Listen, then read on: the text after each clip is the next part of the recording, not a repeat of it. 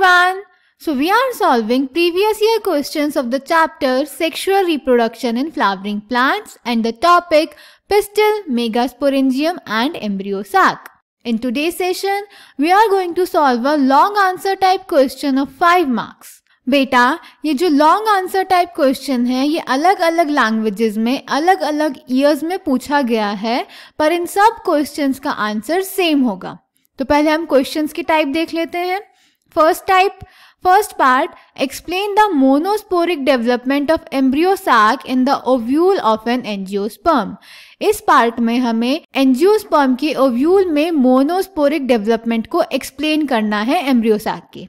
Second part, draw a diagram of the mature embryo sac of an angiospermic ovule and label any 4 parts in it.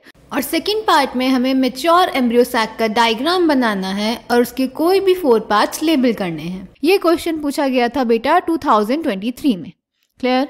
Second type, study the figures given below of the development of megaspore in an angiosperm and answer the questions that follow. ये हमें megaspore का development का figure दिया हुआ है और इस पे बेस्ड क्वेश्चंस दिए हुए हैं. First, describe the developmental events in the nucellus of the ovule. What is this type of development of megaspore referred to as? इस क्वेश्चन में हमें बताना है, इस फिगर में हमें मेगास्पोर का डेवलपमेंट शो किया गया है, तो हमें इसके डेवलपमेंटल स्टेजेस को एक्सप्लेन करना है और बताना है कि इस टाइप की डेवलपमेंट को हम क्या बोलते हैं. Second part, how many free nuclear mitotic divisions will be functional megaspore undergo to form a mature embryo sac.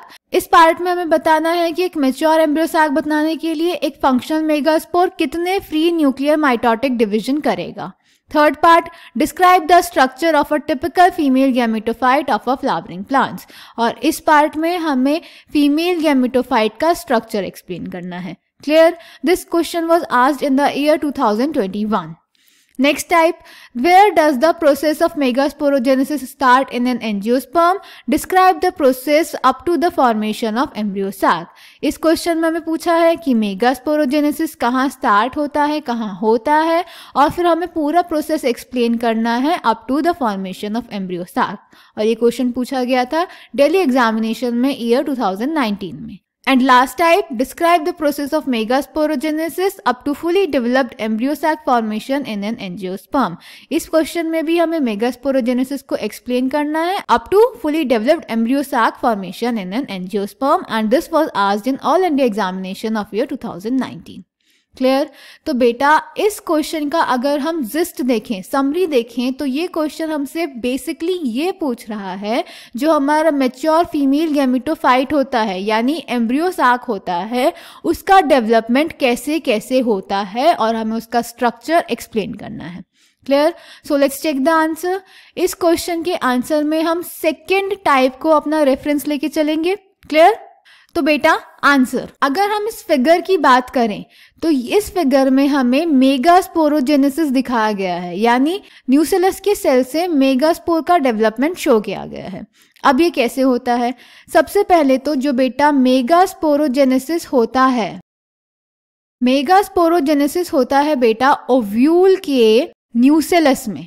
पूछा गया था हमसे कि where does the process of megasporogenesis start in an angiosperm? So the answer is megasporogenesis start in the nucellus of the ovule. Clear? अब होता क्या है? तो बेटा हमारे पास होता है न्यूसेलस. न्यूसेलस एक टिश्यू होता है जिसमें रिजर्व फूड मटेरियल होता है. इसकी प्लॉइडी होती है 2n. न्यूसेलस बेटा डेवलप कर जाता है मेगास्पोर मदर सेल में, MMC जिसे हम बोलते हैं, मेगास्पोर मदर सेल. अब इन मेगास्पोर मदर सेल में होता है मियोसिस. मियोसिस के थ्रू बन जाते हैं 4 megaspores in the form of megaspore tetrad. Clear? अब बेटा फीमेल गैमेटोफाइट बनने के प्रोसेस में क्या होता है, ये जो हमारे 4 मेगास्पोर यानी मेगास्पोर टेट्राड बना, इसमें से 3 मेगास्पोर डी जनरेट हो जाते हैं और सिर्फ एक ही फंक्शनल मेगास्पोर बचता है. 3 megaspores D generate and only 1 is functional.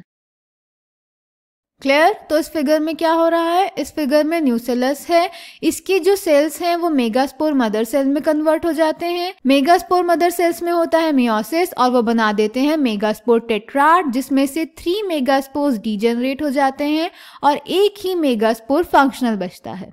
तो बेटा इस फिगर में हमने देखा कि 4 में से 3 मेगास्पोर डीजेनरेट हो गए और एक ही मेगास्पोर फंक्शनल है।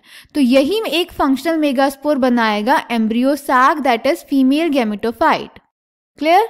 सो फीमेल गैमेटोफाइट यानी एम्ब्रियो सैक के फॉर्मेशन को फ्रॉम वन फंक्शनल मेगास्पोर, यानी जब एम्ब्रियो सैक एक ही फंक्शनल मेगास्पोर से बनता है तो इस डेवलपमेंट को, एम्ब्रियो सैक के इस फॉर्मेशन को या फीमेल गैमेटोफाइट के इस डेवलपमेंट को हम monosporic development of female gametophyte कहते हैं। क्लियर? अब इस फीमेल गैमेटोफाइट का फर्दर डेवलपमेंट कैसे होता है वो चेक कर लेते हैं। तो बेटा क्या होता है, ये जो एक फंक्शनल मेगास्पोर बचा, इस मेगास्पोर में होता है माइटोसिस और ये बना लेता है 2 डॉटर न्यूक्लियाई। अब मैंने ऐसा क्यों बोला कि ये मेगास्पोर माइटोसिस शो करके 2 न्यूक्लियाई बनाता है? ऐसा क्यों नहीं बोला कि ये 2 डॉटर सेल्स बनाता है? क्योंकि बेटा ये जो माइटोसिस है ये फ्री न्यूक्लियर माइटोसिस होता है, यानी सिर्फ न्यूक्लियस डिवाइड करता है, सेल वॉल न्यूक्लियस के चारों तरफ नहीं बनती। क्लियर? फिर जब ये 2 न्यूक्लियाई बन जाते हैं तो ये एम्ब्रियो सैक में 2 अपोजिट पोल्स पे चले जाते हैं। कैसे? ऐसे, ये दोनों न्यूक्लियाई आ गए डिफरेंट पोल्स पे। क्लियर? अब ये दोनों न्यूक्लियाई फिर से माइटोसिस शो करेंगे। जब ये फिर से माइटोसिस शो करेंगे तो 2 न्यूक्लियाई से बन जाएंगी हमारी 4 न्यूक्लियाई। अब ये स्ट्रक्चर कुछ ऐसा दिखेगा। अब इन 4 न्यूक्लियाई में फिर से होगा माइटोसिस और अब ये बना देंगे 8 न्यूक्लियाई। क्लियर?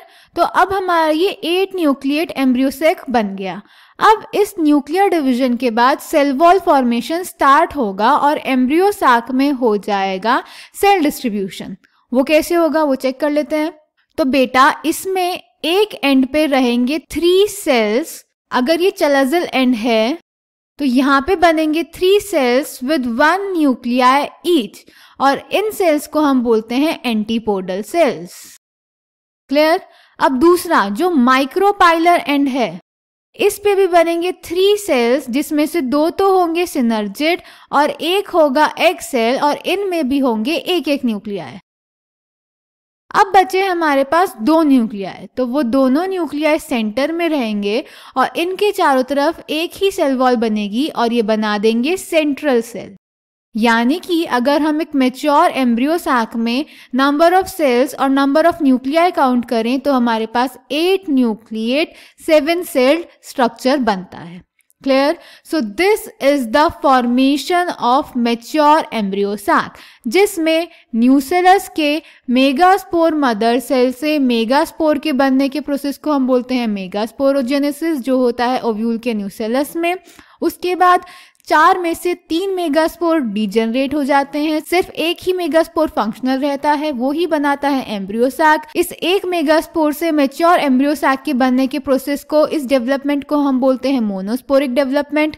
फिर इस एक फंक्शनल मेगास्पोर का न्यूक्लियस शो करता है माइटोसिस, बना देता है 2 न्यूक्लियाई जो अपोजिट पोल्स में मूव कर जाते हैं, जिनमें फर्दर माइटोसिस होता है तो 4 न्यूक्लियाई बन जाते हैं, फर्दर माइटोसिस होता है तो 8 न्यूक्लियाई बन जाते हैं। अब इनमें होता है सेल डिस्ट्रीब्यूशन, तो चलाजल एंड पे 3 सेल्स आ जाते हैं, उन्हें बोलते हैं एंटीपोडल सेल्स, हर एक सेल में एक न्यूक्लियाई होता है। माइक्रोपाइल पे आ जाते हैं 2 सिनर्जिड्स और एक एग सेल, इन तीनों में भी एक एक न्यूक्लियस होता है। और सेंटर में आ जाता है सेंट्रल सेल, जिसमें 2 न्यूक्लियाई होते हैं, तो अल्टीमेटली 8 न्यूक्लिएट 7 सेल्ड स्ट्रक्चर बन जाता है। Clear? So let's check the answer. First, enclosed within the integuments is a mass of cells called the nucellus. Cells of the nucellus have abundant reserve food materials. Located in the nucellus is the embryo sac or female gametophyte. An ovule generally has a single embryo sac formed from a megaspore. The process of formation of megaspores from the megaspore mother cell is called megasporogenesis. Megasporogenesis starts in the nucellus of the developing ovule. Ovules generally differentiate a single megaspore mother cell, that is MMC, in the micropilar region of the nucellus. It is a large cell containing dense cytoplasm and a prominent nucleus. The MMC undergoes meiotic division In the majority of flowering plants, one of the megaspores is functional while the other three degenerate. Only the functional megaspore develops into the female gametophyte, that is embryo sac. This method of embryo sac formation from a single megaspore is termed monosporic development. Clear? तो integuments के अंदर होता है nucellus जिसमें होता है reserve food material, उसके cell behave करते हैं मेगास्पोर मदर सेल की तरह, उनमें होता है मियोसिस और वो बना देते हैं मेगास्पोर टेट्राड या फिर मेगास्पोर्स। इस प्रोसेस को हम बोलते हैं मेगास्पोरोजेनेसिस जो कि स्टार्ट होता है न्यूसेलस में ऑफ द डेवलपिंग ओव्यूल। अब इन चारों में से 3 मेगास्पोर्स डीजनरेट हो जाते हैं, 1 फंक्शनल रहता है, उसी से बनता है हमारा फीमेल गैमेटोफाइट और इस डेवलपमेंट को हम बोलते हैं monosporic development. Clear? Then the second part, the functional megaspore undergoes 3 mitotic divisions to form a mature 8 nucleate 7-celled embryo sac.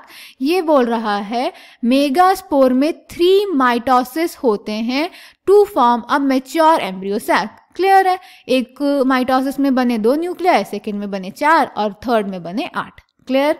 Then the nucleus of the functional megaspore divides mitotically to form 2 nuclei which move to the opposite poles forming the 2 nucleate embryo sac. 2 more sequential mitotic nuclear divisions result in the formation of the 4 nucleate and later the 8 nucleate stages of the embryo sac. These mitotic divisions are strictly free nuclear, that is, nuclear divisions are not followed immediately by cell wall formation. After the 8 nucleate stage, cell walls are laid down leading to the organization of the typical female gametophyte or embryo sac. 6 of the 8 nuclei are surrounded by cell walls and organized into cells. The remaining 2 nuclei called polar nuclei are situated below the egg apparatus in the large central cell.